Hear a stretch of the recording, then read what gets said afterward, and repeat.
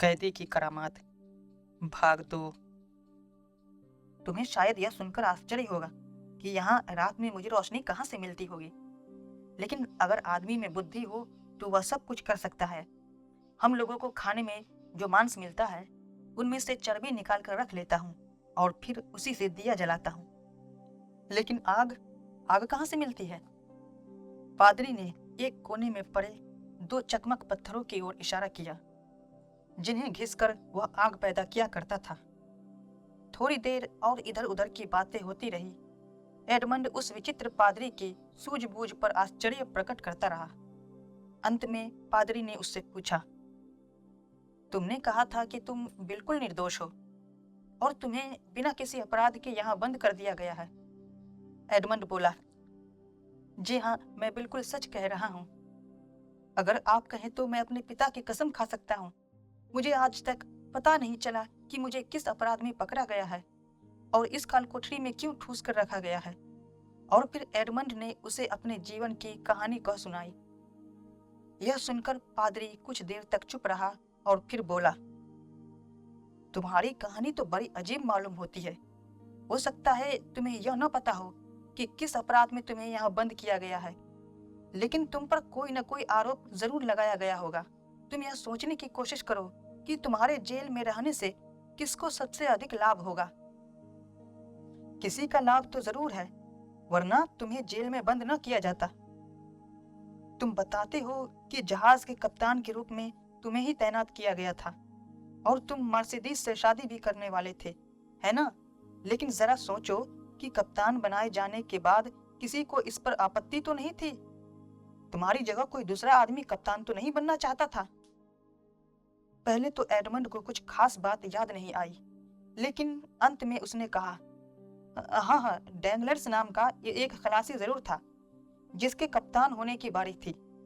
और आज जब आप इस तरह पूछ रहे हैं तो मुझे भी याद है कि जब बूढ़े कप्तान ने मरने से पहले मुझे वह गुप्त कागज सौंपा था, उस समय हालांकि वहां कोई न था, लेकिन डैंगलर्स को मैंने दरवाजे के पास से जाते हुए देखा था।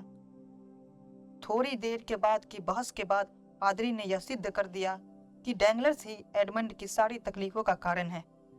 धीरे धीरे उसने याद करके पादरी को यह भी बताया कि फर्नांड मर्सिडीज से शादी करना चाहता था, लेकिन वह इसके लिए राजी नहीं थी और इस बात को लेकर फर्नांड उससे बहुत नाराज था और फर्नांड और डैंगलर्स में जान पहचान थी। अंत में वह बोला, अब मेरी समझ में सब कुछ आ गया। शादी के एक दिन पहले मैंने उन दोनों को एक शराब खाने में बैठे देखा था। अब मेरी समझ में आया कि ये लोग कितने दुष्ट हैं, लेकिन यह भी नहीं मालूम होता कि आखिर मुझे किस अपराध में सरकार ने जेल में बंद कर रखा है। मजिस्ट्रेट साहब तो बहुत भले आदमी थे, वे मुझे बचाना चाहते थे। जेल के पहरेदार लोग मुझे उनसे मिलने ही नहीं देते, वरना मैं उनको याद दिलाता जो उन्होंने कहा था, तुम्हें किसी तरह की दिक्कत नहीं होगी और मैं तुम्हें जरूर बचा लूंगा। उन्हें मुझ पर दया आई थी। पादरी कुछ देर सोचता रहा और फिर बोला, तुम बहुत भोले आदमी मालूम पड़ते हो। मुझे तो दाल में कुछ काला नजर आता है। मजिस्ट्रेट तुम पर क्यों दया करने लगा? क्या वह तुम्हारा दोस्त था? वह तो सरकारी आदमी है। यह बताओ कि उस कागज पर किसका नाम लिखा हुआ था? एडमंड सोचकर बोला, उस पर पेरिस में रहने वाले किन्हीं मस्यू नोर्तियर का नाम लिखा था और मजिस्ट्रेट साहब ने मुझसे कहा था कि इस कागज की बात किसी को न बताना। फिर उन्होंने उस कागज को जला भी डाला था। पादरी बोला, अब मामला कुछ कुछ साफ होता नजर आ रहा है। इतना तो जाहिर है कि मजिस्ट्रेट का इसमें कोई लाभ जरूर है, तभी उसने तुमसे कहा कि इस कागज की बात किसी को मत बताना। और नॉर्थियर इस नाम के किसी आदमी को वो शायद जानता है। अच्छा, मजिस्ट्रेट का पूरा नाम क्या है? पूरा नाम तो मुझे नहीं मालूम, लेकिन लोग उन्हें मस्यू विलफोर्ट कहते हैं। यह सुनकर पादरी उठ खड़ा हुआ और जोर जोर से हंस पड़ा। फिर बोला, तुम बिल्कुल बच्चे हो, तुम्हें दुनिया का कुछ भी पता नहीं। अरे पगले, क्या इतनी भी बात तुम्हारी समझ में नहीं आती कि मजिस्ट्रेट ने उस कागज को गुप्त रखने के लिए क्यों कहा था? जानते हो, यह मस्यू नोर्तियार जिनके नाम वह गुप्त चिट्ठी थी, उसी मजिस्ट्रेट के पिता हैं। उस बदमाश ने अपने पिता को बचाने के लिए ही यह सब षड्यंत्र रचा है। और तुम उसे भला आदमी समझे बैठे हो। एडमंड यह सब सुनकर भौंचक्का रह गया। उसके पैरों के नीचे से जमीन खिसक गई। वह कुछ देर तक आंखें फाड़कर पादरी की ओर देखता रहा। उसने आज तक नहीं सोचा कि कोई आदमी इतना नीच हो सकता है। वह फौरन उठ खड़ा हुआ और बोला, पादरी साहब, मेरा दिमाग चक्कर खा रहा है। मैं कुछ देर तक अकेला रहना चाहता हूँ। इस समय मुझे जाने दीजिए। यह कहकर वह अपनी कोठरी में लौट आया और औंधे मुंह एक कोने में पड़ा रहा। पिछले दिनों की सारी घटनाएं एक एक करके उसकी आंखों के सामने से गुजरने लगी। उसे लगा कि पादरी का कहना बिल्कुल सही है। पादरी ने जैसे उसकी आंखें खोल दी। उसने कसम खाई कि वह इन लोगों से बदला लिए बिना चैन नहीं लेगा। वह चुपचाप पड़ा रहा। पहरेदार कब आया और कब खाना रखकर चला गया, इसका भी उसे पता नहीं चला। कुछ देर बाद मौका पाकर पादरी उनके पास आया और उनके सर पर हाथ फेरकर उसे दिलासा देने लगा। लेकिन रोककर एडमंड बोला, इस समय इन बातों को रहने दीजिए। आपने मेरी आंखें खोल दी है। इस समय मैं अपने आपे में नहीं हूँ, लेकिन फिलहाल मैं कर ही क्या सकता हूँ। अपना मन बहलाने के लिए मैं आपसे थोड़ा लिखना पढ़ना सीखना चाहता हूँ। क्या आप अपने ज्ञान में से कुछ मुझे देंगे? पादरी ने मुस्कुराकर कहा, क्यों नहीं, पर मेरे पास है ही क्या। जो कुछ मैं जानता हूँ उसे सीखने में तो तुम्हें ज्यादा से ज्यादा 2 साल लगेंगे। इस तरह एडमंड ने पादरी से शिक्षा लेनी शुरू की। थोड़ा थोड़ा पढ़ना लिखना तो वह पहले से ही जानता था, लेकिन पादरी की मदद से उसे बड़ा लाभ हुआ। पादरी ने यह कभी नहीं सोचा था कि एडमंड जैसा एक जहाज का खलासी बुद्धि का इतना तेज होगा। थोड़े ही समय में एडमंड पादरी से हर विषय की शिक्षा बड़ी तेजी से लेने लगा।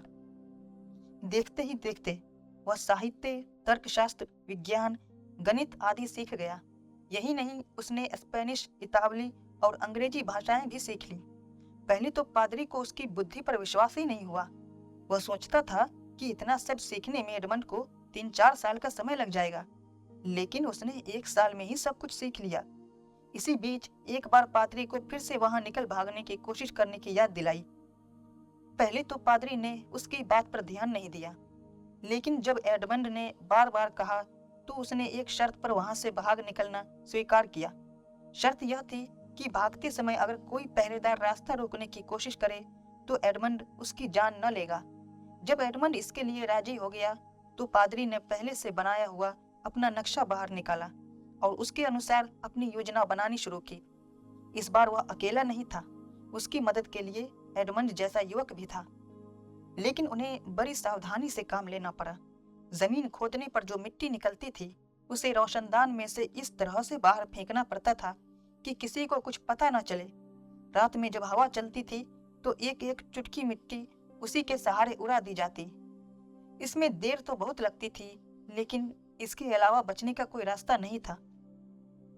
इस तरह करीब 15 महीने तक काम करने के बाद एक नई सुरंग तैयार हो गई।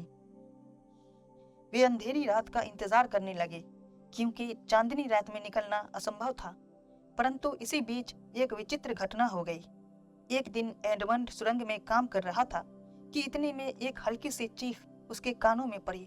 वह चौंक कर सुरंग में आगे उतर गया, जहां पादरी काम में लगा हुआ था। एडमंड ने देखा कि पादरी दीवार से टिक कर खड़ा हाँफ रहा है। मारे दर्द के उसकी मुट्ठियां भीज गई थी, शरीर कांप रहा था और चेहरा बिल्कुल उतर गया था। एडमंड ने घबरा कर पूछा, क्या हुआ?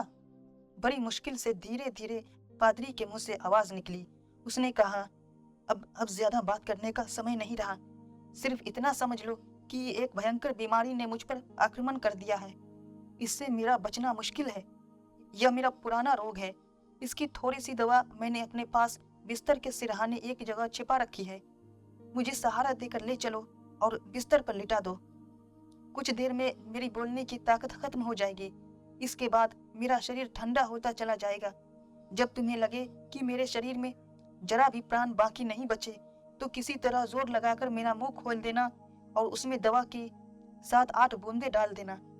देखना, इससे ज्यादा मत डालना, वरना बचने की बिल्कुल उम्मीद नहीं रहेगी। एडमंड यह सब सुनकर बहुत घबराया। वह पादरी को सहारा देकर बाहर लाया। फिर उसके कहे के अनुसार उसने उसे एक बिस्तर पर लिटा दिया। बिस्तर पर गिरते ही पादरी एक बार और दर्द के साथ चीखा और फिर धीरे धीरे उसका शरीर ठंडा पड़ गया।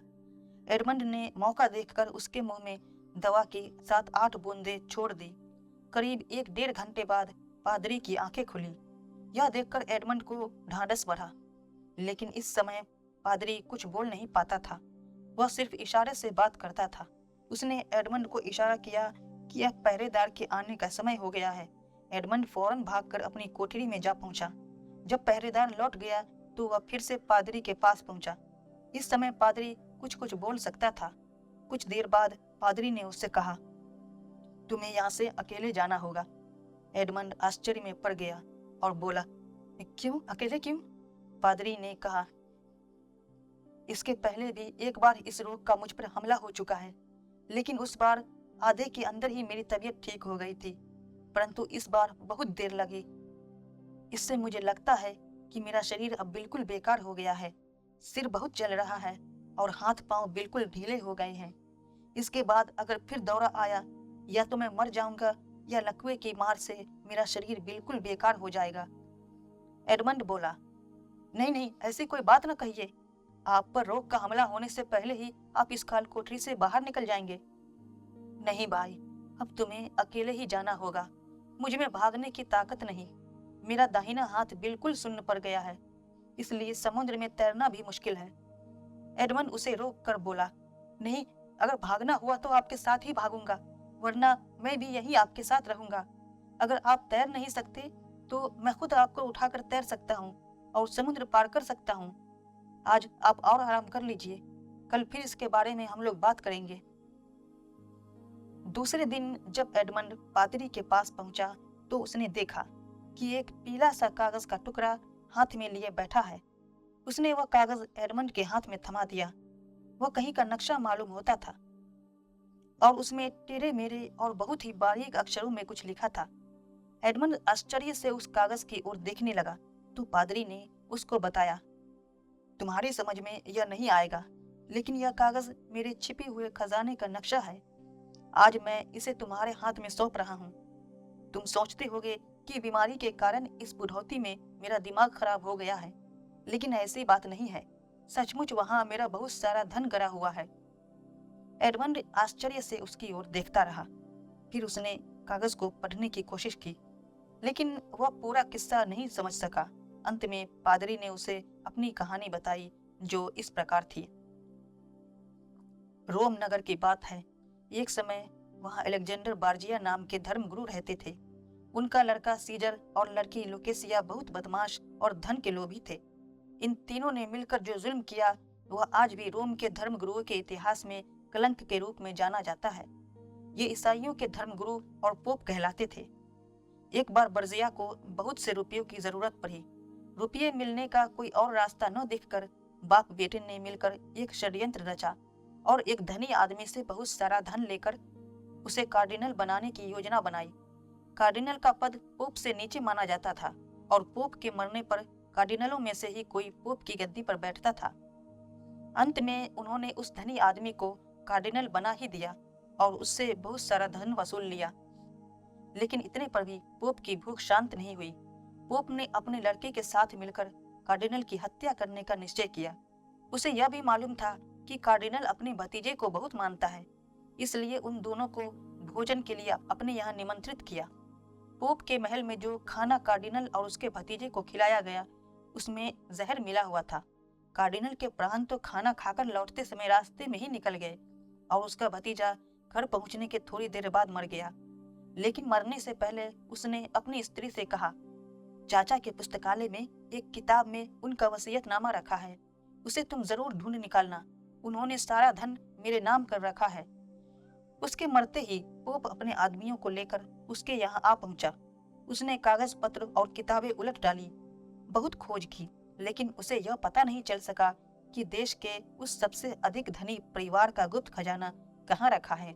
सामान में कुछ 1000 रुपये मिले, उन्हें अपने कब्जे में ले लिया और फिर निराश होकर वहां से लौट गया।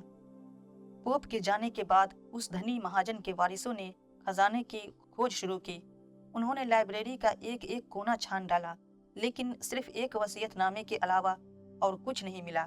सारी धन संपत्ति न जाने कहाँ पड़ी थी। जो वसीयतनामा मिला था वह बड़ा जरूरी था, क्योंकि उसमें महाजन ने अपना सारा धन और अपना पुस्तकालय वगैरह अपने भतीजे के नाम कर रखा था। इसके बाद एक किताब का भी उसमें जिक्र लिखा हुआ था कि मेरे वारिसी को चाहिए कि वे इस पुस्तक को छुए तक नहीं। पहले तो सब लोगों ने सोचा कि शायद इसी किताब में खजाने का रहस्य लिखा हो, लेकिन उसमें ऐसा कुछ नहीं निकला। वह किताब असल में महाजन की डायरी थी। उसमें लिखा था, मेरे मालिक और इस वंश के सबसे पहले वारिस अमीर स्पार्टा थे। मैं उनका गुमाश्ता था। उनकी धन संपत्ति की बात लोग तब भी नहीं भूले थे, लेकिन मैंने उसकी गरीबी अपनी आंखों से देखी थी। बहुत दिनों से मैं उस कागज की खोज में था जिसमें इस परिवार के पुश्तैनी धन का रहस्य लिखा था। मैंने बहुत खोजा, एक एक किताब छान डाली, लेकिन मेरे हाथ कुछ नहीं लगा। अमीर के आगे पीछे कोई नहीं था, इसलिए मरने के समय अपने बचाए हुए करीब 5,000 रुपये और लाइब्रेरी की सब किताबें, जिनमें वह किताब भी थी, एक वसीयत में लपेट कर मेरे नाम करते गए। मकान तो उनके सामने ही बिक चुका था। मैंने कुछ दिन वहां रहने के बाद फ्लोरेंस जाने का निश्चय किया, इसलिए मैं पुस्तकालय की सारी किताबों को डिब्बों में बंद करने लगा। इसी बीच वह किताब मेरे हाथ लग गई। मैं उस किताब को लेकर खिड़की के पास जा उसके पन्ने उलटने लगा, लेकिन थोड़ी देर में मुझे नींद आ गई। कुछ देर बाद जब आंखें खुली तो देखा कि शाम हो गई थी और कमरे में अंधेरा छा गया था। नौकरों को शायद पता नहीं था कि मैं पुस्तकालय में हूँ, इसलिए किसी ने वहां दिया नहीं जलाया था। एक कोने में अंगीठी जल रही थी। मैं जिस किताब के पन्ने उलट रहा था उसमें से एक बहुत पुराना कागज पड़ा हुआ था।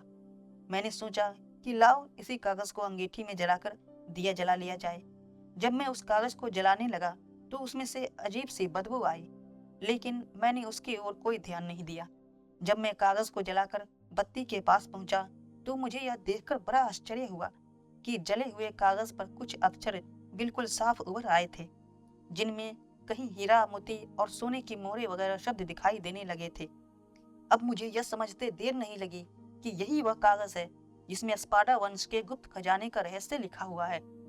उस जमाने में एक खास तरह की स्याही होती थी जिससे लिखी हुई चीज या तो पढ़ने में नहीं आती थी या जब उसे जलाया जाता तो वह साफ प्रकट हो जाती थी।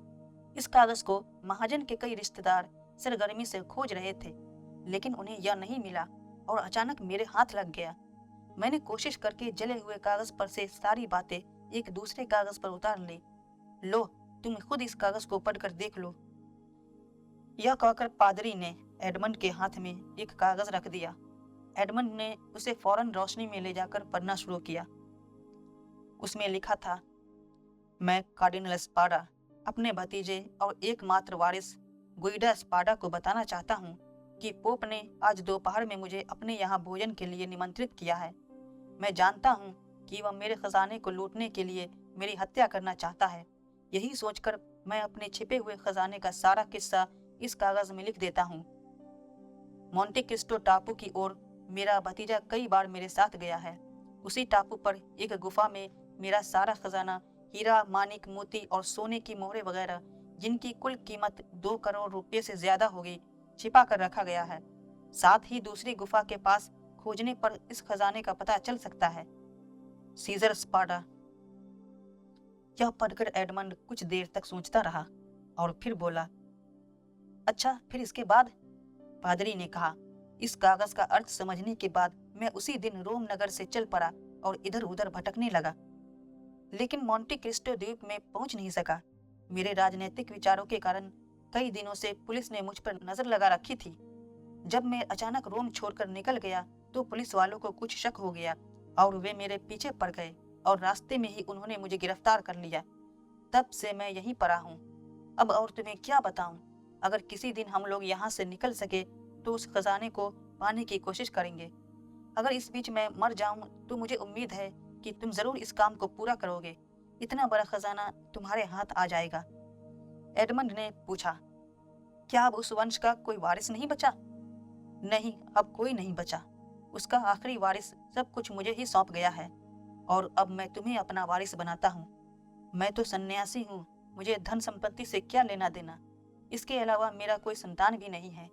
तुमने आखिरी समय में मेरी इतनी सेवा की है, इसलिए सारा धन मैं तुम्ही को सौंप देना चाहता हूँ। यह कहकर पादरी ने स्नेह से एडमंड का कंधा थपथपा दिया।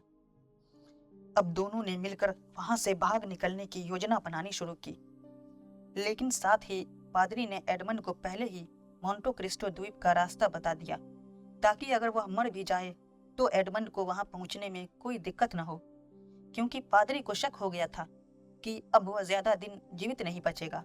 उसका रोग बढ़ता ही जा रहा था और एक दिन सचमुच पादरी की तबीयत बहुत खराब हो गई। पादरी ने आवाज देकर एडमंड को अपनी कोठरी में बुलाया। एडमंड जब तक उसके पास पहुंचा, पादरी बेहोश हो गया था। एडमंड ने उसी दवाई को फिर से पादरी के मुंह में डाला, लेकिन इस बार पादरी पर उसका कोई असर नहीं हुआ। पादरी मर चुका था। एडमंड ने सबसे पहले उस खजाने के रहस्य वाला कागज पादरी के पास से निकालकर अपनी जेब में रखा और फिर उसकी लाश को कोठरी के दरवाजे के पास खिसकाकर वह सुरंग में उतर गया। लेकिन लौटने से पहले उसने सुरंग का मुंह इस तरह बंद कर दिया कि किसी को शक न हो। फिर वह अपनी कोठरी में लौट आया। शाम को जब पहरेदार खाना देने आया और पादरी की कोठरी के पास पहुंचा, तो थोड़ी ही देर में उसे मालूम हो गया कि पादरी मर चुका है। वह दौड़ा दौड़ा गया और जेल के अधिकारियों को बुला लाया। उन लोगों ने आकर पादरी की कोठरी का दरवाजा खोला। उनके साथ जो डॉक्टर था, उसने अच्छी तरह जांच करके बताया कि पादरी सचमुच मर चुका है। इस पर जेलर ने पहरेदारों से कहा, यह बेचारा पादरी था और भला आदमी था, इसके लिए कफन का इंतजाम करो। पहरेदारों ने पूछा, ठीक है हुजूर, लेकिन इसकी लाश का क्या किया जाएगा? कुछ नहीं, बस रात को 11 बजे। असल में उस जेल में यह प्रथा थी कि जो कैदी मर जाता था, उसकी लाश को पहाड़ से समुद्र में फेंक दिया जाता था। पहरेदारों ने पादरी की लाश को एक कफन में अच्छी तरह लपेटकर बांध दिया और फिर वे वहां से चले गए। उधर एडमंड यह सब सुन रहा था। अचानक उसे एक तरकीब सूझी। उसने सोचा कि इस काल कोठरी से निकलने के सिवा इसके और कोई रास्ता नहीं है कि अगर आदमी मर जाए और फिर उसे पहरेदारों द्वारा बाहर फेंका जाए। वह चुपचाप सुरंग में होकर पादरी की कोठरी में पहुंचा। उसने पादरी की लाश को कफन से निकालकर सुरंग में रख दिया और सुरंग का मुंह अच्छी तरह बंद कर दिया। फिर वह खुद उस कफन को ओढ़कर मुर्दे की तरह वहीं लेट गया। रात हुई। थोड़ी देर बाद 3 पहरेदार वहां आए। उनमें से एक मशाल लिए हुए था। बाकी 2 पहरेदारों ने आकर कोठरी का दरवाजा खोला और कफन में लिपटे हुए एडमंड को पादरी का शव समझकर उसे एक बोरे में ठूंस दिया। फिर वे लोग उसको लाद कर जेल से बाहर आ गए। इतने वर्षों बाद आज पहली बार एडमंड उस नरक जैसे कारागार में से बाहर निकला था। पहरेदार उसे उठाकर समुद्र के किनारे पहुंचे। आसपास चट्टानी जगह थी। उनकी ठोकर से जब कोई पत्थर लुढ़क जाता तो आसपास की चट्टान गूंज उठती। किनारे की ठंडी ठंडी हवा और चट्टानों पर समुद्र की लहरों के टकराने से ही एडमंड ने अंदाजा लगा लिया कि वे लोग अब समुद्र के किनारे आ पहुंचे हैं। फिर कुछ दूर चलकर एक चट्टानी कगार पर खड़े हो गए और फिर उन्होंने बोरे को झुलाकर समुद्र में फेंक दिया। नीचे पानी में जोर से छपाक की आवाज हुई। पहरेदार वापस लौट गए। पानी में गिरते ही एडमंड ने चैन की सांस ली और ईश्वर को धन्यवाद दिया। वह पुराना जहाजी मल्लाह था। तैरने में बहुत होशियार था। समुद्र से उसको बिल्कुल डर नहीं लगता था। उसने थोड़ी सी कोशिश के बाद अपने आप को बोरे से बाहर निकाल लिया और फिर वह ऊपर पानी की सतह पर आ पहुंचा। उसने ऊपर आंख उठाकर देखा तो आसमान में घने बादल छाए हुए थे। रह रहकर बिजली चमक रही थी। लहरों के थपेरे खाता हुआ वह चट्टानी किनारों से बहुत आगे निकल आया था। सामने और दूर चारों तरफ जहां तक उसकी नजर जाती थी, पानी ही पानी था। वह लौटकर किनारे की तरफ नहीं जा सकता था, इसलिए वह आगे ही समुद्र में बहने लगा। इतने में पानी बरसना भी शुरू हो गया था, लेकिन उसने इसकी कोई परवाह नहीं की। वह धीरे धीरे तैरता रहा। मन में कभी कभार घबरा उठता था कि आखिर वह कब किनारे पहुंचेगा या समुद्र में ही हमेशा के लिए जल समाधि ले लेगा। लेकिन जब उसे अपने पिता और मर्सिडीज की याद आती थी, तो वह फिर से उत्साह में भरकर हाथ पांव चलाने लगता था। करीब 2 घंटे तक इसी तरह अंधेरे में हाथ पैर फेंकते रहने के बाद वह एक द्वीप के किनारे लग गया। अब वह बिल्कुल थक कर चूर हो चुका था। उसके हाथ पैर ठंडक के कारण सुन्न हो गए थे।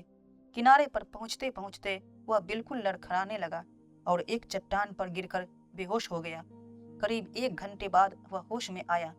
तब तक पानी रुक गया था और आसमान साफ होने लगा था। होश में आने पर उसे फिर चिंता हुई कि अब आगे भागकर किस तरह जान बचाई जाए, क्योंकि वह जानता था कि जब पहरेदार उसकी कोठरी में खाना रखने जाएंगे तो उन्हें सब कुछ मालूम हो जाएगा और चारों तरफ उसकी खोज शुरू हो जाएगी। यही नहीं, जेल वाले एक तोप छोड़कर आसपास के लोगों को भी यह सूचित कर देंगे कि एक कैदी भाग निकला है और इस तरह सैकड़ों आदमी उसकी खोज में लग जाएंगे। लेकिन अगर वह उनके हाथ पड़ गया तो फिर मौत ही समझो। वह ईश्वर से मदद के लिए प्रार्थना करने लगा। थोड़ी देर बाद जब आसमान बिल्कुल साफ हो गया और चांद चमकने लगा, तब उसने देखा कि दूर कोई जहाज आ रहा है। असल में यह द्वीप समुद्र के बीच में पड़ता था और जहाज इसके पास से होकर निकल जाया करते थे। जहाज को देखते ही एडमंड की आंखें चमक उठी। उसने सोचा कि ईश्वर ने उसकी प्रार्थना सुन ली और उसका रास्ता कुछ आसान हो गया था। अब फिर से पानी में घुसने की उसकी इच्छा नहीं थी। उसके हाथ पैर अभी तक ठीक नहीं हुए थे, लेकिन फिर भी वह पानी में कूद पड़ा और जहाज की ओर तैरने लगा। इस बार एडमंड बड़ी तेजी के साथ हाथ पैर फेंक रहा था और जल्दी से जल्दी जहाज के पास पहुंचने की कोशिश कर रहा था, क्योंकि वह जानता था कि यदि वह इस बार चूक गया तो आगे वह बहुत बड़े संकट में फंस जाएगा। सवेरा होते ही पहरेदार उसे गिरफ्तार कर सकते थे। वह जोर जोर से आवाज लगाने लगा, लेकिन जहाज चुपचाप अपने रास्ते पर बढ़ता रहा। किसी ने उसके चीख चिल्लाहट पर ध्यान नहीं दिया, लेकिन इतने पर भी एडमंड ने हिम्मत नहीं हारी। वह आवाज देता रहा और जहाज की ओर बढ़ता रहा। अब वह जहाज के काफी पास पहुंच गया था। उसने यह तक पहचान लिया कि यह जहाज इटली की ओर जा रहा है। अब वह और जोर जोर से चिल्लाने लगा। अंत में जहाज के लोगों ने उसकी आवाज सुनी। थोड़ी ही देर में जहाज की चाल धीमी हुई। जहाज को रुकते ही उसमें से नाव ऊपर से लटकाकर पानी में उतारी गई। एडमंड पूरा जोर लगाकर नाव के पास पहुंचने की कोशिश करने लगा। नाव के पास पहुंचते पहुंचते वह डूबने लगा। अब उसके हाथ पैरों में जरा भी ताकत नहीं बची थी, लेकिन नाव में बैठे हुए एक मल्लाह ने उसे खींचकर पानी में चढ़ा लिया। जहाज में पहुंचने तक एडमंड आधा बेहोश हो चुका था। मारे थकान के उसके मुंह से बोल तक नहीं निकल रहा था। जहाज वालों ने उसे थोड़ी सी शराब पिलाई और कंबलों में लपेट दिया। जब उसकी तबीयत कुछ ठीक हुई तो एक मल्लाह ने उससे पूछा, तुम कौन हो भाई? एडमंड कुछ देर तक चुप रहा, फिर बोला, मैं माल्टा के एक जहाज का मल्लाह हूँ। तूफान में मेरा जहाज डूब गया। जहाज का कप्तान और मेरे साथ के दूसरे मल्लाह भी डूब गए। मुझे कुछ पता ही नहीं कि मेरी तरह उनमें से कोई बचा भी या नहीं। मैं भी डूबने वाला ही था कि ईश्वर की कृपा से आपका जहाज इधर आ निकला और आप लोगों ने मुझे बचा लिया। मल्लाह बोला, तुम तो बुरी तरह थक गए थे। अगर मैं तुम्हें खींचकर नाव में नहीं चढ़ा देता तो तुम्हारा बचना मुमकिन नहीं था। तुम हमारे जहाज के पास आने पर भी डूब गए होते। मैंने तुम्हें बचाया है। मेरा नाम जेकोपो है। एडमंड ने उसका हाथ अपने हाथ में लेकर कहा, धन्यवाद भाई, तुमने मेरी जान बचाई। भगवान तुम्हारा भला करे। जेकोपो उसके बड़े बड़े बालों और कई दिनों तक बढ़ी दाढ़ी मूंछों की ओर देखकर बोला, लेकिन तुम्हारे बाल इतने बढ़ कैसे गए? मुझे तो शक हो रहा है कि कहीं तुम कोई। एडमंड कुछ चौंका। सचमुच उसके बाल बहुत बढ़ गए थे। कोई भी उसे देखकर समझ सकता था कि यह आदमी जरूर जेल से भागा है, लेकिन वह मुस्कुराकर बोला, अरे नहीं भाई, बात यह है कि मैंने एक मनौती मान रखी थी कि कुछ साल तक दाढ़ी मूछ नहीं बनाऊंगा। मेरी मनौती पूरी हो चुकी है और बाल बनवाने वाला ही था कि भागे के फिर में मैं इस दुर्घटना में फंस गया। जहाज के कप्तान ने एडमंड से पूछा, क्यों भाई, अब तुम्हारा क्या इंतजाम किया जाए? एडमंड बोला, अब मैं क्या बताऊं, मेरा तो जहाज ही नहीं रहा। जहाज गया, नौकरी भी गई। अगर आप किसी जहाज में काम दिलवा दे तो जिंदगी भर मैं आपका एहसान मानूंगा। कप्तान इसके लिए राजी हो गया। कप्तान ने उसे अपने ही जहाज पर नौकर रख लिया। कप्तान उसका काम देखकर बहुत खुश हुआ, क्योंकि उसने देखा कि एडमंड एक अनुभवी मल्लाह है और उसके साथ के मल्लाहों से ज्यादा काम करता है। 2 दिन ही उस जहाज में काम करने पर एडमंड को मालूम हो गया कि यह जहाज कैसा है और उसे चलाने वाले लोग कौन हैं। असल में वह चुंगी चोरों का जहाज था। वे लोग बिना चुंगी दिए कीमती मालों को एक बंदरगाह से दूसरे बंदरगाहों में चोरी से पहुंचाने का काम करते थे। लेकिन इस जहाज के लोगों ने उसे डूबने से बचाया था और अपने यहाँ शरण दी थी, इसलिए एडमंड ने चुप रहना ही ठीक समझा। लेकिन वह पादरी की बात नहीं भूला था। दिन रात वह मोंटे क्रिस्टो के खजाने के सपने देखते रहता। कई बार उसका जहाज मोंटे क्रिस्टो टापू के पास से होकर गुजरा। यहाँ तक कि एक बार तो उसके जहाज ने मोंटे क्रिस्टो टापू पर कुछ समय तक लंगर भी डाला और माल का लेन देन भी किया। लेकिन इतने लोगों के बीच किसी छिपे हुए खजाने को खोज करना मुश्किल था। उसे कुछ दिनों के लिए अपनी इच्छा को दबाए रखना पड़ा। इसी तरह करीब 4 महीने बीत गए। लेकिन एक दिन अचानक एडमंड को मौका मिला। हुआ यह कि उसका जहाज मोंटे क्रिस्टो द्वीप के पास एक जगह बालू में धंस गया। जब तक जहाज चलने लायक न हो तब तक के लिए जहाज के मल्लाहों ने तय किया कि चलो टापू पर शिकार की खोज की जाए। एडमंड भी उनके साथ बंदूक लेकर चल पड़ा। कुछ देर तक चलने पर एडमंड ने बहाना बनाया कि उसके दोनों पैरों को अचानक लकवा मार गया है और अब वह चलने फिरने लायक नहीं है। जहाजियों ने उसे उठाकर जहाज में वापस लाना चाहा, लेकिन एडमंड इसके लिए राजी नहीं हुआ और उन्हें समझाने लगा कि कहीं पुलिस ना आ जाए और जहाज में चोरी का माल भरा हुआ है, इसलिए जल्दी से जल्दी जहाज को इस द्वीप से अलग किया जाए और उसे यहीं छोड़ दिया जाए। वह कहने लगा, तुम लोग मुझे यहीं छोड़ दो, ईश्वर की कृपा से मैं कुछ दिनों में ठीक हो जाऊंगा, फिर लौटते समय तुम मुझे लेते जाना। इस समय तो मुझमें हिलने डुलने की ताकत नहीं और मेरे दोनों पैर बिल्कुल बेकार हो चुके हैं। कुछ देर तक जहाजियों ने उसे समझाने की कोशिश की, लेकिन फिर भी उन्होंने यही ठीक समझा। एडमंड को कुछ गोली बारूद देकर और एक बंदूक उसी के पास छोड़कर वे लोग वापस किनारे पर लौट आए। तब तक कप्तान ने जहाज को बालू में से निकाल लिया था। थोड़ी देर बाद ही जहाज चल पड़ा। जब जहाज द्वीप के काफी दूर आगे निकल आया तो एडमंड उठ खड़ा हुआ। इस मौके के लिए उसने ईश्वर को धन्यवाद दिया और फिर वह बड़े मजे में छिपे हुए खजाने की खोज में निकल पड़ा। काफी दूर तक पहाड़ों के बीच भटकने के बाद एडमंड ने वह गुफा खोज निकाली। उस गुफा के मुंह पर एक बड़ा भारी पत्थर रखा हुआ था। एडमंड की समझ में नहीं आया कि बड़ा पत्थर यहाँ किसने रखा होगा। इतना बड़ा पत्थर तो कोई राक्षस ही उठा सकता है। वह गुफा के सामने खड़ा रहा, यही सब सोच रहा था कि अचानक उसकी नजर पास ही एक दूसरे पत्थर पर पड़ी। उस पर एक चिन्ह बना हुआ था। यह चिन्ह एस्पाडा वंश का था। इसके बारे में पादरी ने उसे बताया था। इस चिन्ह को देखकर एडमंड खुशी से नाचने लगा। इतनी बड़ी चट्टान को कैसे हटाया जाए, यह एक बहुत बड़ी समस्या थी, लेकिन इसका भी उसी ने हल निकाल लिया। उसने उस चट्टान के नीचे थोड़ा सा गड्ढा किया और उसमें बारूद भर दिया। फिर उसने कुछ सूखी हुई लताओं को लपेटकर एक रस्सी सी बना ली और उसमें आग लगा दी। आग लगने के बाद ही वह दौड़कर दूर खड़ा हो गया। जब आग बारूद के ढेर तक पहुंची तो एक बहुत जोर का धड़ाका हुआ और चट्टान खिसक कर नीचे घाटी में लुढ़क आया। आवाज को सुनकर गुफा में से एक बड़ा भारी अजगर बाहर आया और एक तरफ निकल गया, जैसे अब तक वह स्पाडा वंश के खजाने की रक्षा कर रहा था। पत्थर के खिसकते ही एडमंड ने देखा कि गुफा का मुंह छोटे बड़े पत्थरों से अच्छी तरह बंद करके रखा गया है। बीच में बड़ा पत्थर था और उसमें लोहे की एक कड़ी लगी हुई थी। एडमंड ने एक पेड़ की डाली तोड़कर उसे कड़ी में पिरोई और फिर जोर से खींचना शुरू किया। बड़ी मेहनत के बाद धीरे धीरे पत्थर एक तरफ को खिसकने लगा। जब पत्थर कुछ खिसक गया तो उसने अंदर झांक कर देखा। अंदर जाने के लिए पत्थर की एक सीढ़ी बनी हुई थी। वह सीढ़ी से होकर नीचे उतरने लगा। नीचे पहुंचने पर उसने देखा कि वह एक छोटी सी कोठरी में जा पहुंचा है, लेकिन यह कोठरी तो बिल्कुल खाली थी, इसमें कुछ नहीं था। एडमंड यह देखकर बहुत चकराया। उसने सोचा कि कहीं वह किसी गलत गुफा में तो नहीं आ गया। इतने में उसे पादरी की याद आई। पादरी ने उसे बताया था कि उसी गुफा में कहीं खजाना रखा हुआ है और पहले जो कोठरी पड़ती है उसमें से दूसरी गुफा में जाने का रास्ता है। यह याद आते ही उसने फिर से खोज शुरू की। वह उस कोठरी की दीवारों को टटोलने लगा। एक जगह उसे लगा कि वहां का पत्थर ढीला है। उसने जोर लगाकर उसी जगह चोट करनी शुरू की। थोड़ी ही देर में यह पत्थर निकल आया।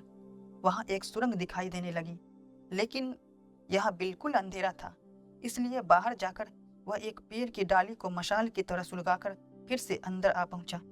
अब वह सुरंग में होकर दूसरी गुफा के पास पहुंचा तो वह भी बिल्कुल खाली मिली, लेकिन इस बार वह निराश नहीं हुआ। उसने जमीन पर चोट करनी शुरू की। थोड़ी ही देर में उसे लगा कि मिट्टी के ढेर के नीचे कोई चीज छुपी हुई है। उसने मिट्टी हटानी शुरू की। थोड़ी ही देर में उसमें से एक लकड़ी का संदूक निकल आया। उस पर चारों तरफ से लोहे की पट्टियां लगी हुई थी। एक मजबूत ताला उसमें लटका हुआ था। इस संदूक पर स्पाडा वंश का चिन्ह भी बना हुआ था। एडमंड ने ठोकर मारकर देखा कि संदूक की लकड़ी बहुत पुरानी हो चुकी है। उसने जोर से लकड़ी से उस पर वार किया और संदूक की पटड़ी एक तरफ से खुल गई। उसने पटड़ी को हटाकर देखा तो उसकी आंखें फटी की फटी रह गई। संदूक में 3 खाने बने हुए थे। एक में वर्षों पुराने मोहरे भरी हुई थी, दूसरे में सोने की ईंटें रखी हुई थी और तीसरे खाने में हीरे, मोती और दूसरे तरह के जवाहरात भरे हुए थे। एडमंड की खुशी का ठिकाना नहीं था। इस समय उसे पादरी की बहुत याद आई। अगर आज वह होता तो कितना खुश होता। उसने अपनी जेबों में हीरे, मोती और सोने की मोहरों को ठूसना शुरू किया। जब जेबें भर गई तो उसने संदूक को फिर से बंद कर दिया और उसे उसी तरह मिट्टी के ढेर में छिपा दिया। बाहर आकर उसने सुरंग का मुंह ठीक से बंद कर दिया। फिर गुफा के बाहर आकर उसने सूखी हुई टहनियां, झाड़ियों से गुफा का मुंह इस तरह छिपा दिया कि किसी को आसानी से यह पता ही नहीं चल सके कि यहाँ कोई गुफा है। अब एडमंड जंगली फल खाकर उसी टापू पर इधर उधर भटकने लगा और जहाज के आने का इंतजार करने लगा। करीब 5 दिन बाद जहाज आ पहुंचा। एडमंड लंगड़ाते हुए किनारे की ओर से खिसकने लगा। उसने ऐसा बहाना बनाया कि जैसे इतने दिनों तक वह बीमार पड़ा रहा और अब उसके पैर कुछ ठीक ठाक हो गए हैं। उसने अपनी जेबों को अच्छी तरह छिपा रखा था। जहाजियों ने उसे फिर से अपने जहाज में जगह दे दी, लेकिन अब वह काम नहीं कर पाता था, इसलिए वे भी उसकी ओर कोई विशेष ध्यान नहीं देते थे। जहाज जब लॉर्डन बंदरगाह में पहुंचा तो जहाजियों ने एडमंड को उतार दिया। एडमंड उनसे विदा होकर शहर की ओर चला गया। शहर में वह एक बड़े जौहरी के पास पहुंचा और उसे अपने हीरे मोती दिखाने लगा और सौदा पटाने लगा। यह जौहरी वैसे तो शहर का बहुत बड़ा आदमी था, लेकिन यह यहूदी था और चोरी का माल भी खरीदता था। उसने एडमंड से कुछ नहीं पूछा और बाजार के भाव से बहुत ही कम दाम पर उसके सारे जवाहरात खरीद लिए। एडमंड ने भी सस्ते में सारे हीरे मोती बेच दिए। फिर भी उसे बदले में जितना रुपये मिला वह किसी छोटे मोटे सेठ के पूंजी के बराबर थी। रुपया लेकर एडमंड जहाज के एक कारखाने में गया। वहां उसने एक छोटा सा लेकिन बहुत अच्छी किस्म का जहाज खरीदा। फिर वह जेकोपो के पास पहुंचा और उसने 100 सोने की मोहरें देकर बोला, तुमने मेरी जान बचाई है। तुम्हारे लिए ही मैंने यह जहाज खरीदा है। आज से तुम इसके कप्तान हुए। तुम इस जहाज को अपना ही समझो और जितने खलासियों को चाहो अपनी मदद के लिए रख लो। जेकोपो आश्चर्य से उसकी ओर देखता रहा। एडमंड की बातचीत से शुरू में उसे ऐसा जरूर लगा था कि यह किसी अच्छे खानदान का आदमी है, लेकिन सपने में भी इसकी कल्पना नहीं की थी कि एडमंड इतना धनी है। उसने एक जहाज और सोने की 100 मोहरें दी थी। इतना बड़ा इनाम तो एक बादशाह भी नहीं दे सकता। एडमंड ने उसे समझाते हुए कहा, मेरे चाचा बहुत धनी आदमी थे। हाल ही में उनकी मृत्यु हुई है और वे अपनी सारी जायदाद मेरे नाम कर गए हैं। अब तुम यहाँ से सीधे मार्सेल्स चले जाओ और वहां जाकर दांते नाम के एक बूढ़े व्यक्ति और मार्सिडीज नामक युवती को खोजो। उनका पता मैं बताए देता हूँ। उन लोगों की खबर लेकर तुम मोंटे क्रिस्टो टापू पर मुझसे मिलना। मैं वहीं तुम्हारा इंतजार करूंगा। इसके बाद एडमंड ने उस जहाज के कप्तान को और दूसरे खलासियों को बहुत सारा इनाम दिया, जिसमें जेकोपो पहले काम करता था। दूसरे दिन जेकोपो मार्सेल्स के लिए रवाना हो गया। इसके बाद एडमंड ने एक छोटा सा जहाज अपने लिए खरीदा और उसमें एक बड़ा सा संदूक छिपाकर रख दिया। फिर वह मोंटे क्रिस्टो द्वीप के लिए रवाना हो गया। रात में चुपके से द्वीप के किनारे पहुंचकर एडमंड ने एक जगह जहाज छिपा दिया। वह फिर गुफा में जाकर सारा धन निकाल लाया। सारे हीरे, जवाहरात और मोहरों को उसने उस बड़े संदूक में छिपा कर रख दिया। इस काम में उसे 2 दिन लग गए, जब तक जेकोपो भी वापस लौट आया। उसने जो खबर सुनाई वो बड़ी निराशाजनक थी। उसने बताया कि दांते की मृत्यु हो चुकी है और मर्सिडीज कहीं चली गई है। अपने पिता की मृत्यु और मर्सिडीज के गायब हो जाने की खबर सुनकर एडमंड की आंखों के आगे अंधेरा छा गया, लेकिन किसी तरह उसने अपने आप को संभाल लिया। दूसरे दिन एडमंड मार्सेल्स के लिए रवाना हो गया। पहले तो उसे शहर में जाते हुए बड़ा डर लग रहा था, लेकिन हिम्मत करके उसने अंग्रेज सरदार का भेष बना लिया और फिर वह शहर में पहुंचा। उसे यह देखकर बड़ी खुशी हुई कि कोई भी उसे पहचान नहीं सका। उल्टे पुलिस के सिपाहियों ने बड़े अदब के साथ उससे बातचीत की, यहाँ तक कि उसके पुराने जहाजी साथी भी उसे पहचान नहीं सके। शहर में जाकर वह उस मकान मालिक से मिला जिसके मकान में उसका बूढ़ा पिता रहता था। उसने मकान मालिक को मुंह मांगा दाम देकर उससे वह मकान खरीद लिया। फिर उसने धीरे धीरे पता लगाना शुरू किया कि उसके पुराने शत्रु डेंगलर्स फर्नांद वगैरह का क्या हुआ और मर्सिडीज कहाँ चली गई। कुछ ही दिनों में उसे यह मालूम हो गया कि डेंगलर्स ने किसी तरह काफी पैसा पैदा कर लिया है और अब वह पेरिस का एक बहुत बड़ा महाजन माना जाता है। लोग उसका बड़ा मान करते हैं। फर्नांद पहले यूनान गया और फिर वहां से तुर्की जा पहुंचा। उसने वहां लोगों को ठग कर किसी तरह बहुत रुपया जमा किया और अब वह भी पेरिस का एक बहुत बड़ा अमीर माना जाता है। एडमंड को यह भी मालूम हुआ कि मर्सिडीज करीब 18 महीने तक उसका इंतजार करती रही और अंत में मजबूर होकर उसने फर्नांद से शादी कर ली। अब पेरिस की धनी घर की महिलाओं के बीच उसकी उठ बैठ होती है और लोग उससे मदद मांगने के लिए आया करते हैं। यह सब मालूम करके एडमंड मारे गुस्से के आपे से बाहर हो गया। मर्सिडीज उसकी मंगेतर थी और उसके पीछे उसने उसके जानी दुश्मन फर्नांद से शादी कर ली। जब आसपास के लोगों से उसने सुना कि उसके पिता की मृत्यु किस प्रकार हुई तो उसके दुख की सीमा न रही। लोगों ने उसे बताया कि उसके पिता बूढ़े दांते को भूख से तड़प कर अपनी जान देनी पड़ी। मोरेल ने उसकी मदद करनी चाहिए थी लेकिन उसने उसकी मदद नहीं ली। वह बेचारा अपने बेटे की याद में रो रो कर मर गया। उसे यह भी मालूम हुआ कि डेंगलर्स की धोखेबाजी के कारण मोरेल का दिवाला निकल गया। अब वह राह का भिखारी बन गया था। डेंगलर्स जो कि एक दिन जहाज का साधारण खलासी था आज लखपति बन गया था। एडमंड जानता था कि उसके पुराने मालिक मोरेल ने उसकी और उसके पिता की कितनी मदद की थी। जब उसने सुना कि मोरेल का दिवाला निकल गया है और उसके सारे जहाज एक एक करके उसके हाथ से निकल चुके हैं और अब वह पैसे पैसे के लिए मोहताज है, तो सबसे पहले एडमंड ने उसकी मदद करने का निश्चय किया। उसने अपने रुपयों से एक बैंक खोला और बैंक के जरिए मोरेल को बहुत सारा रुपया उधार दिलवा दिया। इससे मोरेल को बहुत मदद मिली और उसका काम फिर से चल निकला। अब एडमंड को अपने पुराने शत्रुओं से बदला लेना था। यह आसान काम नहीं था क्योंकि उसके सभी पुराने शत्रु अब बहुत धनी माने जाते थे। डेंगलर्स सरकारी खजाने का खजांची बना दिया गया था और विलफोर्ट अब मुख्य न्यायाधीश के पद पर नियुक्त था। एडमंड अब मौके की तलाश में रहने लगा। रुपया पैसे अब उसकी कमी नहीं थी, इसलिए कभी कभी वह दूसरे देश की यात्रा पर भी निकल जाता था। उसने सुना कि इटली की राजधानी रोम में एक बहुत बड़ा मेला लगने वाला है। एडमंड अपने आप को मोंटी क्रिस्टो का नवाब यानी काउंट ऑफ मोंटी क्रिस्टो बताता था। काउंट का अर्थ होता है नवाब। वह और नवाबों की तरह बड़े ठाठ से रहता था। धीरे धीरे उसने बड़े बड़े लोगों और धनी आदमियों से अपनी जान पहचान बढ़ा ली। इस तरह कई बरस बीत गए। धीरे धीरे उसकी जान पहचान फर्नांद के जवान बेटे अल्बर्ट से हो गई। अल्बर्ट को एडमंड के बारे में कुछ भी नहीं मालूम था। वह तो उसे मोंटे क्रिस्टो के काउंट के रूप में पहचानता था। एक बार की बात है, अल्बर्ट कहीं जा रहा था। रास्ते में डाकुओं ने उसे पकड़ लिया।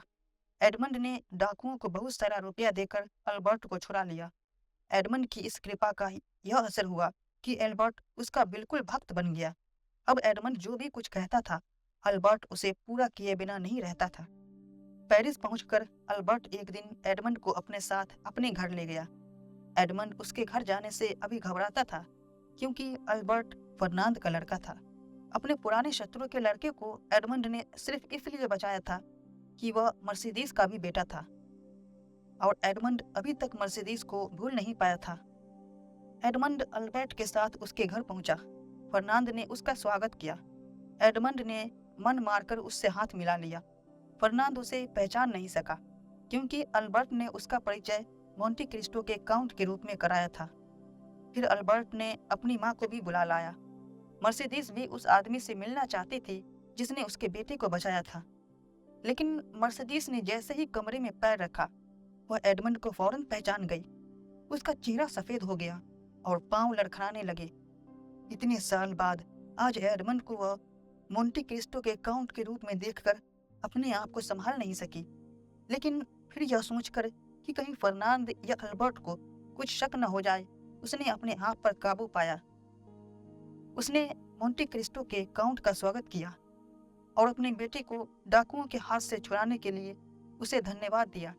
एडमंड चुपचाप यह सब कुछ सुनता रहा और फिर दो चार इधर उधर की बातें करके कुछ दिन वहां से चला गया। उधर रोम के जिस बैंक में एडमंड के रुपये जमा थे, उसी बैंक के साथ साथ डैनियल्स का भी कारोबार चलता था। एडमंड ने बैंक से डैनियल्स के नाम एक चिट्ठी लिखवाई। फिर वह उससे मिलने जा पहुंचा। चिट्ठी में लिखा था कि ये मोंटे क्रिस्टो के अकाउंट है। पेरिस में ये जितने दिन रहें और इन्हें जितने रुपयों की जरूरत पड़े, आप अपने पास से दे दीजिएगा। बाद में बैंक आपका हिसाब कर देगा। डैनियल्स भी एडमंड को पहचान नहीं सका। उसने मोंटे क्रिस्टो के काउंट के रूप में उसका स्वागत किया, लेकिन चिट्ठी को पढ़कर वह कुछ चक्कर में पड़ गया। उसने आश्चर्य से काउंट की ओर देखते हुए कहा, बड़ी विचित्र बात है। इस चिट्ठी में साफ साफ यह नहीं लिखा कि आपको कितने रुपयों की जरूरत है। वैसे आपको रुपये देने में भला मुझे क्या एतराज हो सकता है, पर अच्छा यह हो कि आप कोई निश्चित रकम बता दे। 1,00,000, 2,00,000? एडमंड हंसकर बोला। 2,00,000 से मेरा क्या होगा? कम से कम 14-15 लाख हो तो किसी तरह काम चल जाएगा। डैंगलर्स कुछ चिंता में पड़ गया। वह पेरिस का सबसे बड़ा महाजन माना जाता था, इसलिए वह यह भी नहीं कहना चाहता था कि मेरे पास इतने रुपये नहीं हैं। उसे सोच में पड़ा हुआ देखकर एडमंड बोला, क्यों, क्या हुआ? क्या आपको मुझ पर विश्वास नहीं है? डैंगलर्स फौरन बोला, नहीं नहीं, भला ऐसा कैसे हो सकता है?